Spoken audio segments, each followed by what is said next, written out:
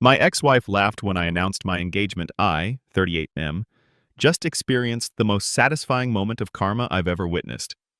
Let me tell you what happened. Background. I was married to Jessica for 6 years. The divorce was messy. She cheated with her boss, got pregnant, and somehow convinced half our friend group that I was the problem. She got the house in the settlement. My grandma left it to me, but it wasn't in a trust at the time. Rookie mistake. The car, and 60% of our savings because my lawyer sucked and she had the better firm. The worst part? She spent the last 2 years telling everyone I'd die alone because I was boring, unambitious, and mediocre in every way. Her words. She'd show up at mutual friends' events with her new husband. Yeah, the boss. Flash their wealth, and make sure to mention how much better her life was now. Fast forward to last night.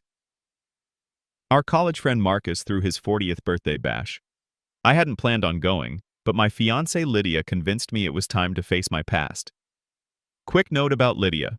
We met through work 18 months ago. She's everything Jessica pretended to be. Genuinely kind, successful without being flashy, and holy fuck is she gorgeous. We got engaged last month in Paris. So we show up at Marcus's place. Jessica's there with her husband Brad, already 3 drinks in. The moment she sees me, she starts her usual shit. Oh my God, is that David? Still wearing clothes from Target, I see. I just smiled. Kept it cool. Marcus, bless his heart, tried to change the subject by asking what's new with me. I mentioned I'd gotten engaged. Jessica literally spat out her drink laughing. You? Engaged? Who would marry a loser like you? Her friends started giggling. Brad put his arm around her, smirking. Let me guess, Jessica continued. Some desperate single mom? Or wait, did you finally cave and try mail order? Where is this imaginary fiancé anyway? I just kept smiling. Actually, she's running late. Work meeting. Work meeting on a Saturday night? Sure, David. Just admit you made it up. That's when the door opened. Lydia walked in wearing a stunning red dress, looking like she'd stepped off a magazine cover. The room went silent. Sorry I'm late, babe, she said, kissing me. The Tokyo call ran long. Jessica's face went from smug to confused. Then Lydia introduced herself. I'm Lydia Chen, David's fiancée. Jessica's jaw dropped. Wait, the Lydia Chen? From Wellington Capital?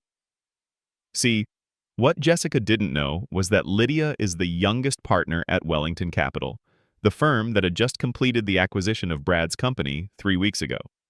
I knew this, but had no idea Brad was the same guy Jessica had married until that moment. Brad suddenly looked nervous. Ms. Chen? I didn't realize.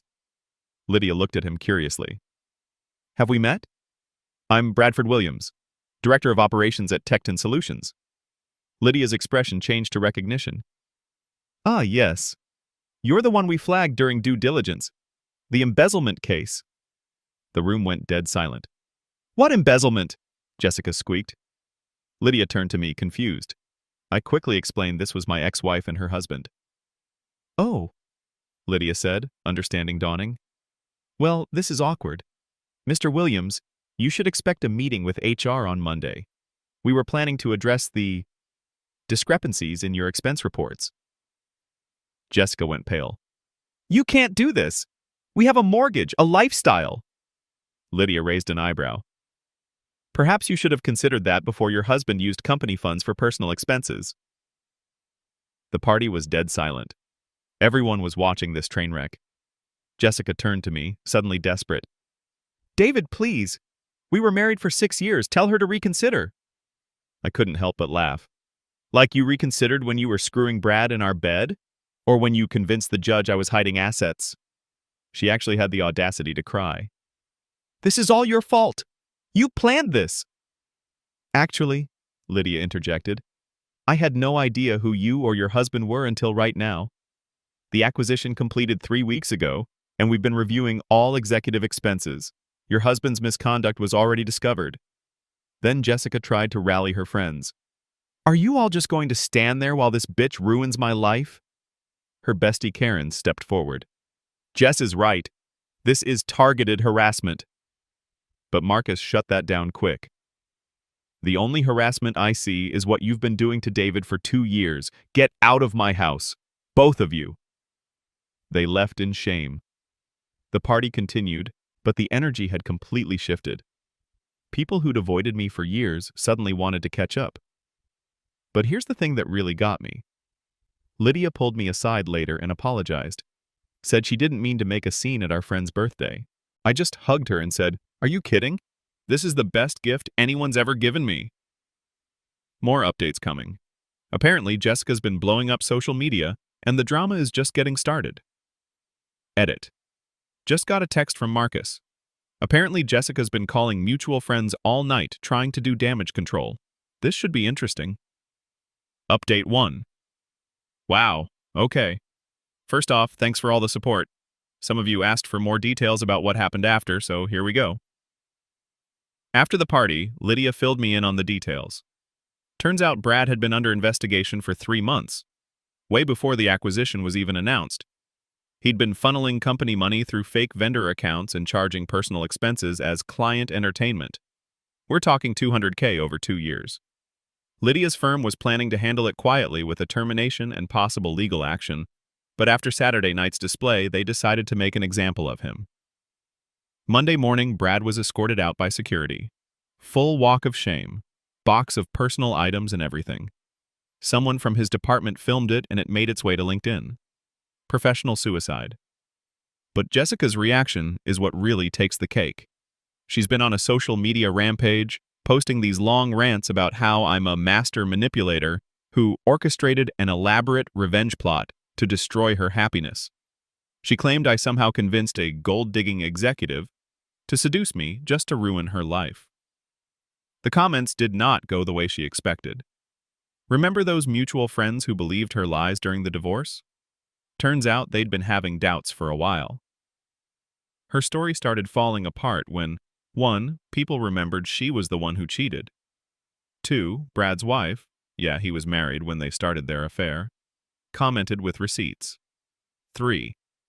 Several people pointed out the timeline made her conspiracy theory impossible. But wait, it gets better. Jessica's mom, Linda, jumped in to defend her precious daughter, called Lydia a home-wrecking Asian slut. Yeah, she went there, and said I probably paid her to pretend to be my fiancé. Lydia's response was perfection.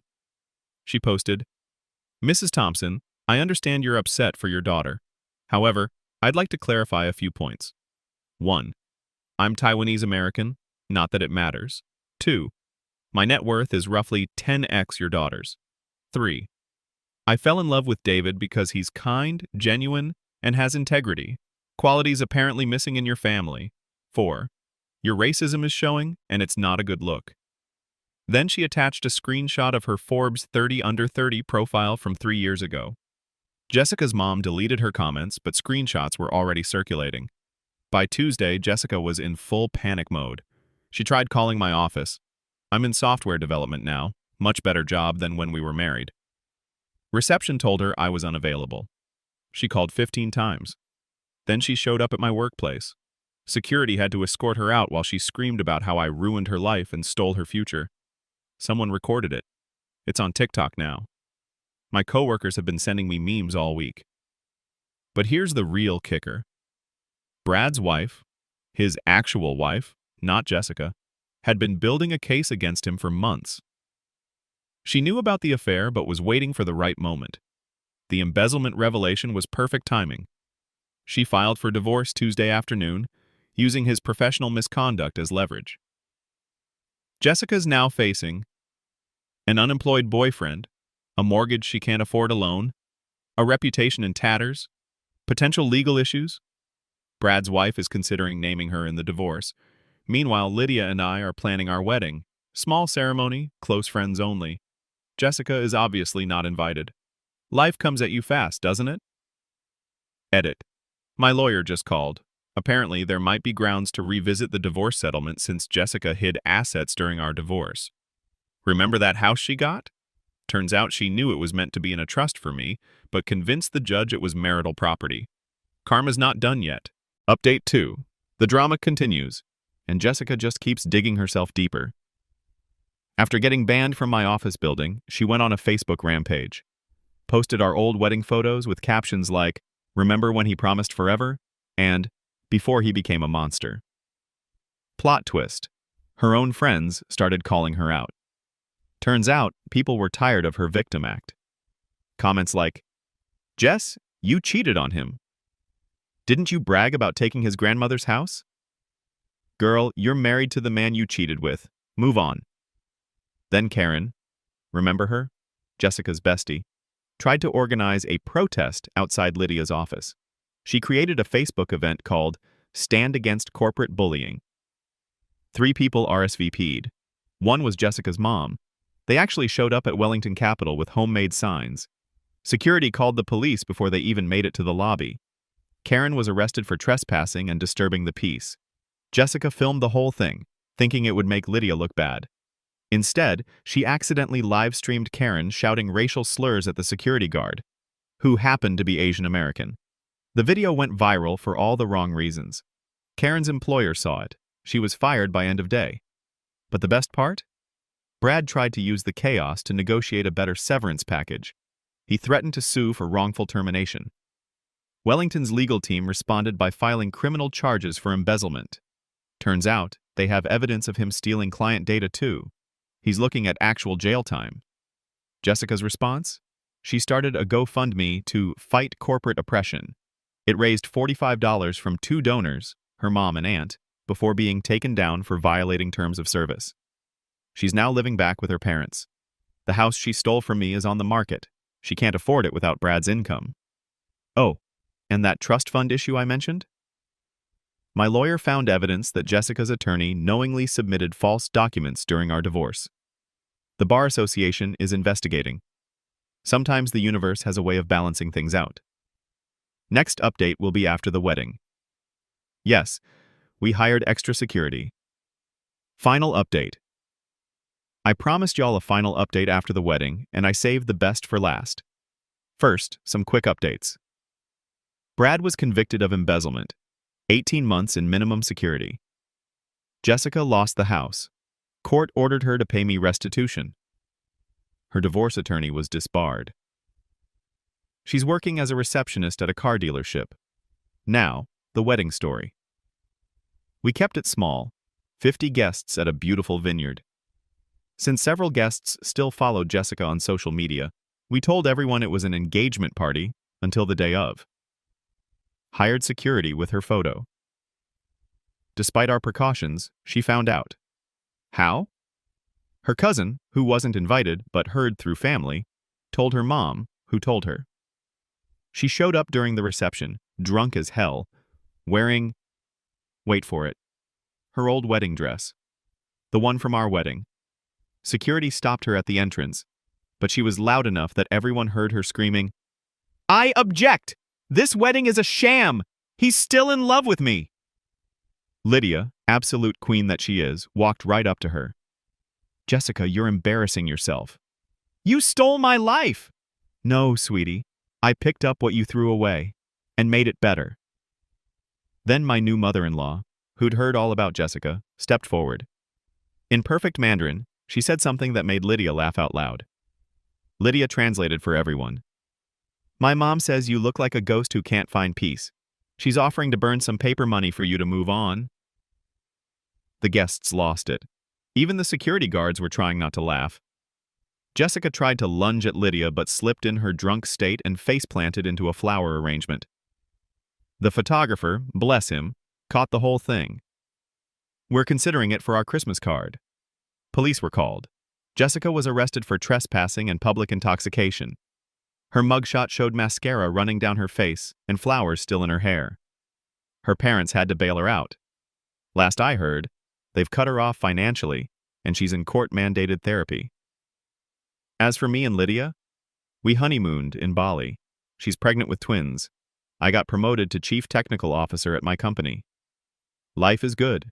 To everyone who said karma isn't real, sometimes it just takes its time to come around.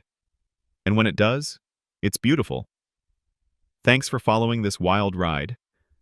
I'm gonna go live my best life now. P.S. We did end up using that photo for our thank you cards. The caption read, "Thank you for helping us celebrate our special day.